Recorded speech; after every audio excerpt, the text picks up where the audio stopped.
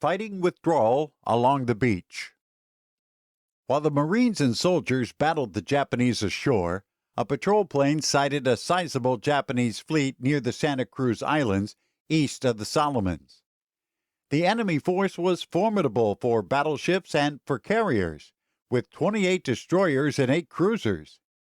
Admiral Halsey was poised for a victorious attack after the capture of Henderson Field. He signaled Admiral Kincaid with the Hornet and Enterprise carrier groups and ordered them to attack. On October 26th, American planes located the Japanese carriers. The Japanese Zuhio's flight deck was damaged by the scout bombers, canceling their flight operations. But 3 other carriers launched strikes. A dogfight raged overhead as each side's planes strove to reach the other's carriers. The Hornet was hit repeatedly by torpedoes and bombs. 2 Japanese pilots crashed their planes into the deck. The damage to the ship was so massive, the Hornet was abandoned and sunk. The Enterprise, the battleship South Dakota, the light cruiser San Juan, and the destroyer Smith were also hit. The destroyer Porter was sunk. On the Japanese side, no ships were sunk. 3 carriers and 2 destroyers were damaged. 100 Japanese planes were lost. 75 U.S. planes went down. This was considered a standoff. The Imperial Japanese Navy could have continued their attacks but were discouraged by the defeat of their ground forces and withdrew to attack another day. The enemy naval force departure marked a period in which sizable reinforcements reached the island. The 2nd Marines headquarters found transport space to come up from Espiritu Santo on October 29th. Colonel Arthur moved his regiment from Tulagi to Guadalcanal, changing out the 1st and 2nd battalions for the well-bloodied 3rd Division, which took up the Tulagi duties. The 2nd Marines battalions at Tulagi had performed the task of scouting and securing all the small islands of the Florida group. They were frustrated, only being able to watch the battles taking place across the Sea Lark Channel. These Marines could now take part in the big show. U.S. planes flew into the Cactus Fields from the island of New Caledonia. Squadrons of MAG-11 fighters moved forward from New Caledonia to Espiritu Santo to be closer to the battle. The flight echelons could now operate forward to Guadalcanal with relative ease. 2 batteries of 155mm guns landed on November 2nd, providing Vandegrift with his first artillery units capable of matching the enemy's long-range 150mm guns. The 8th Marines had arrived from American Samoa. The full-strength regiment, reinforced by 75mm howitzers of the 1st Battalion 10th Marines, added another 4,000 men to the defending forces. These fresh troops reflected a renewed emphasis at all levels of command, ensuring that Guadalcanal would hold no matter the cost. The reinforcement replacement pipeline was being filled. The rest of the 2nd Marine Division and the Army's 25th Infantry Division arrived. More planes of every type from American as well as Allied sources were slated to reinforce and replace the battle-weary Cactus Air Force veterans. The increased pace of reinforcement was provided by President Roosevelt. Cutting through the demands for American forces worldwide, he told each of the Joint Chiefs on October 24th that Guadalcanal must be reinforced immediately. The operational pace on Guadalcanal did not slacken after the Japanese offensive was pushed back. General Vandegrift wanted to clear the area immediately west of the Matanical of all troops, forestalling another buildup of attacking forces. Admiral Tanaka's Tokyo Express was still operating despite punishing attacks by the Cactus aircraft and American motor torpedo boats now based at Tulagi. On November 1st through 5th, Marines, backed up by the newly arrived 2nd Marines, attacked across bridges engineers had laid over the Matanical River the previous night.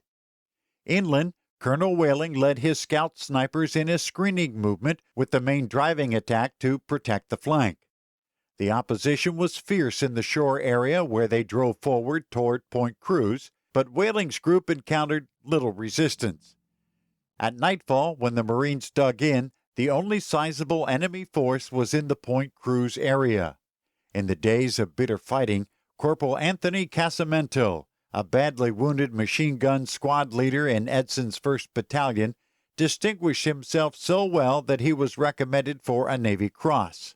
Many years later, in August 1980, President Jimmy Carter approved the award for the Medal of Honor in its stead.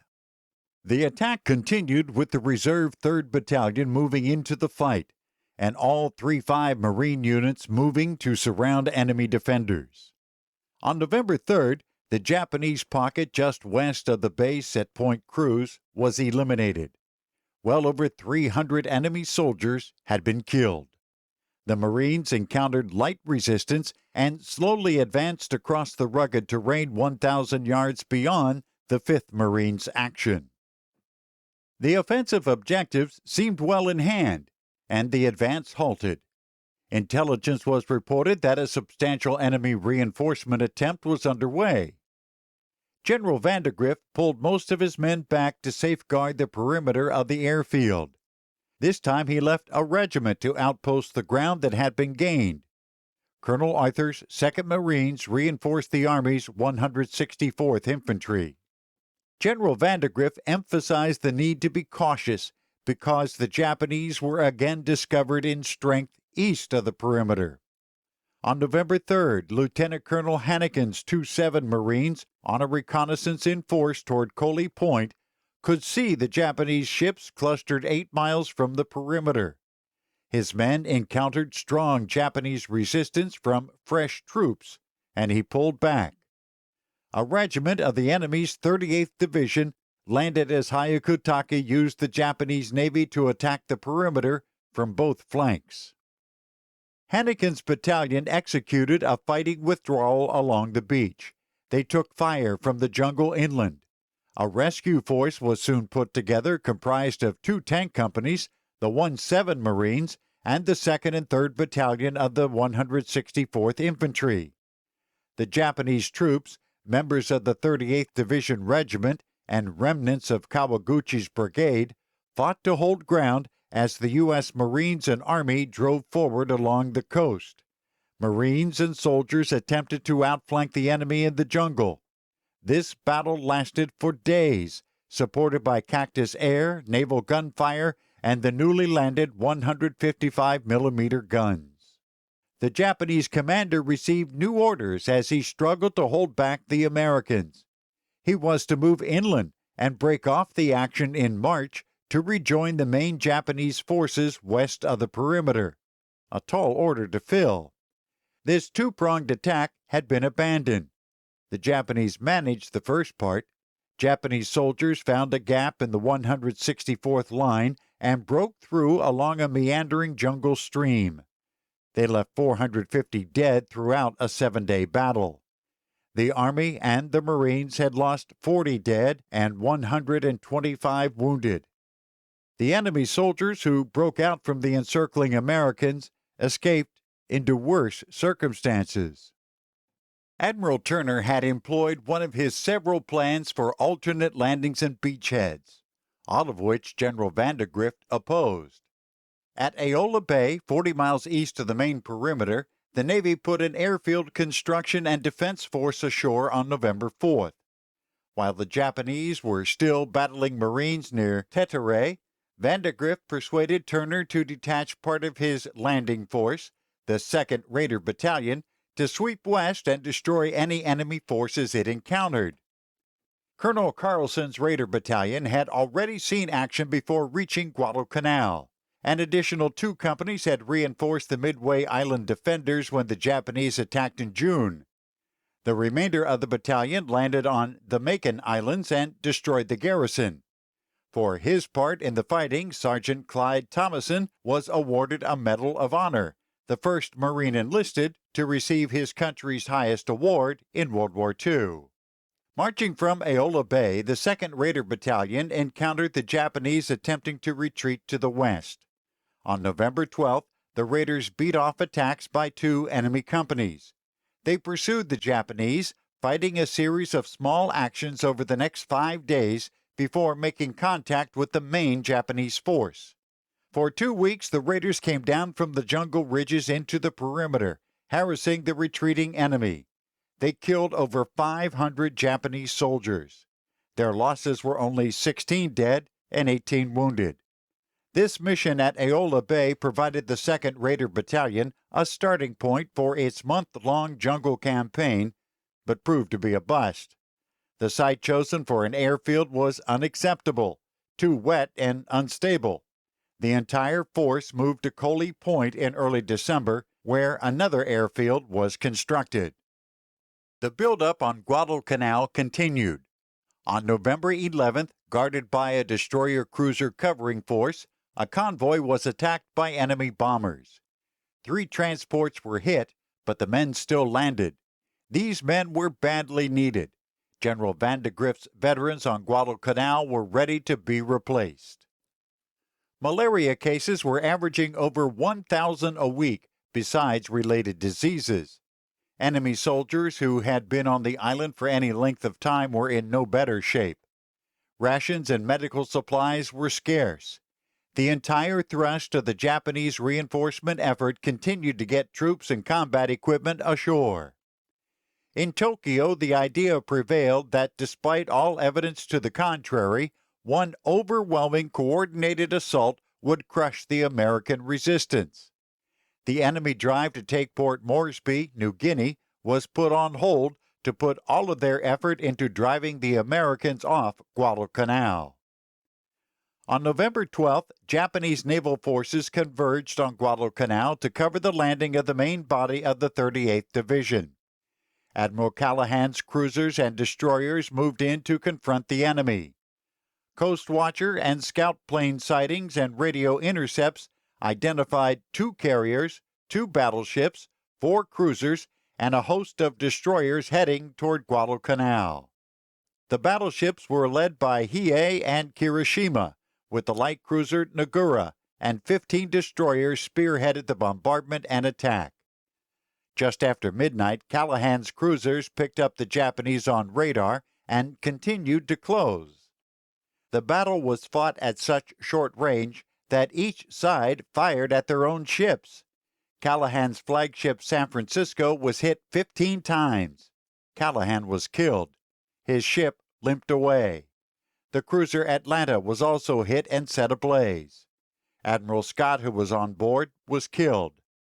Despite the hammering by the Japanese fire, the Americans held and continued fighting. The battleship Hiei was hit by over 80 shells. Badly damaged, it retired, and with it, the rest of the attack force.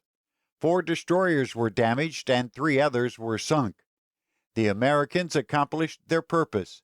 They'd forced the Japanese to turn back. But the cost was high. 2 anti-aircraft cruisers, the Juno and the Atlanta, were sunk. 4 destroyers, the Laffey, the Monson, the Cushing, and the Barton, also went to the bottom. The San Francisco, the heavy cruiser Portland, and the destroyers Sterrett and Aaron Ward were also damaged.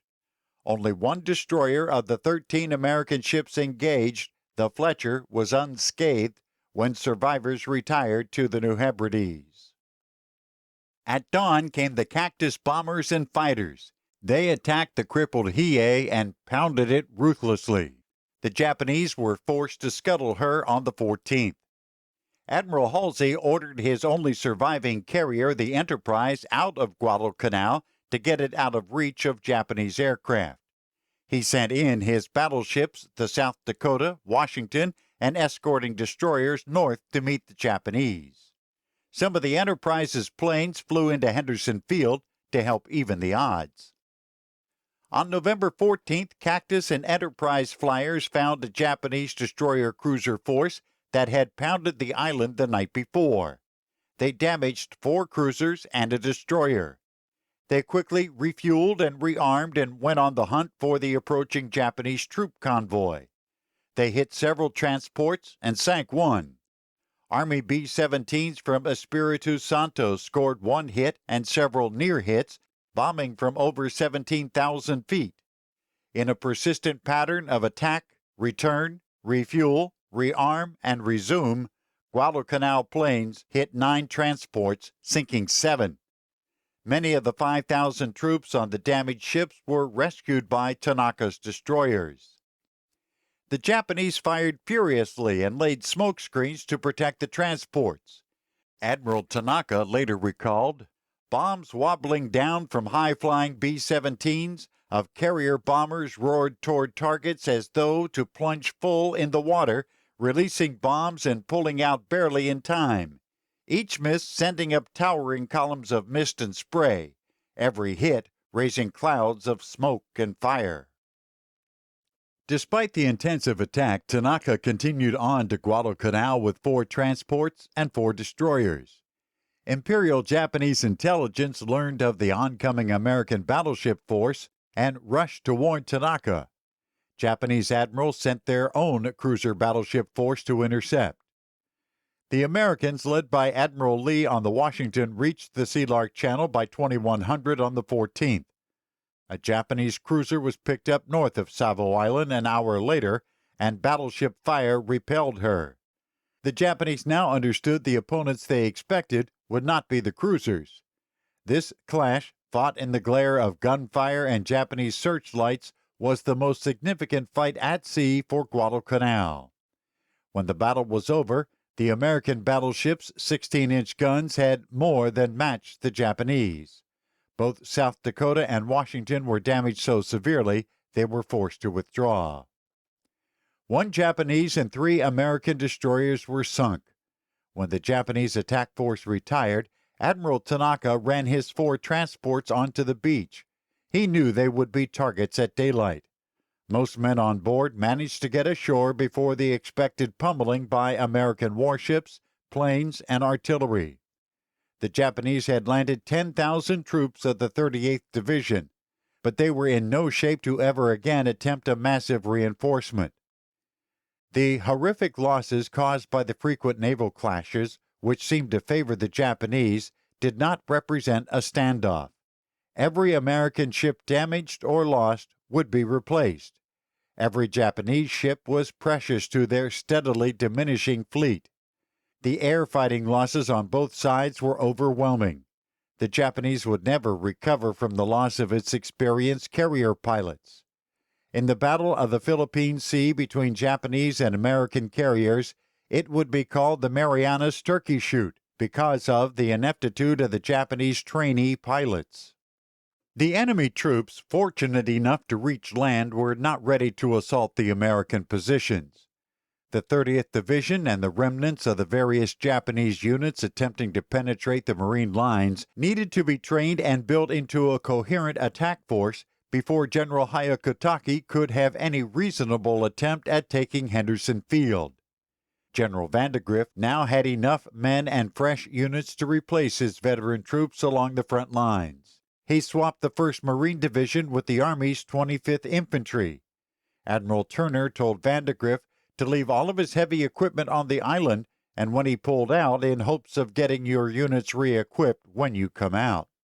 He told Vandegrift that the Army would now command the final phases, since it would provide most combat forces once the 1st Division Marines departed. Major General Alexander Patch, commander of the Americal Division, would relieve Vandegrift as senior American officer ashore. His air support would continue to be Marine-dominated, with General Geiger now on Espiritu Santo, with 1st Wing Headquarters fighter squadrons to maintain the offensive. The Guadalcanal Air Command would be a mixture of Marine, Navy, Army, and Allied squadrons. The sick list of the 1st Marine Division in November was over 3,000 men with malaria. The men of the 1st Division still manned the front-line foxholes and rear areas, if any place within Guadalcanal's perimeter could properly be called a rear area. The men were exhausted. They had done their part of the fighting, and they all knew it. On November 29th, General Vandegrift was handed a message from the Joint Chiefs of Staff. The crux of it read, "1st Marine Division is to be relieved without delay, and will proceed to Australia for rehabilitation and employment." The word spread that the 1st Division was leaving and where it was going. Australia was not yet the special place it would become in the division's future, but anywhere was better than Guadalcanal.